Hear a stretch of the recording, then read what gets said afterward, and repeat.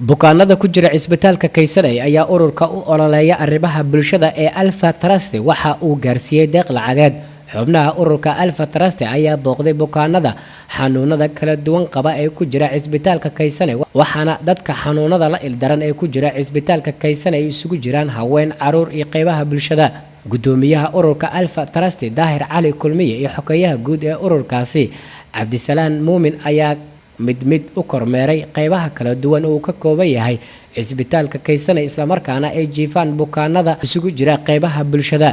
gudoomiyaha ururka Alpha Trust Daahir Cali Kulmiye ayaa sharaxaad ka bixiyay deeqda lacagta oo ay gaarsiiyeen bukaanada ku jira cisbitaalka Kaysanay, iyadoona deeqda lacagta ah ay ku soo beegaan ururka Alpha Trust bishan barakeysan ee Ramadaan.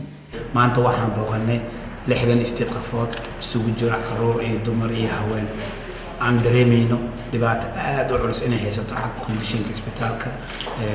dhinaca kale waxaan maanta soo gaarsiinay in yar ay ku afuraan maadaama ay tahay bil cibaado ay tahay. waxaan isdhahaynaa gaarsiin walaalaheen si dhaqaatiirta ah aan kala soo gaarnay UK.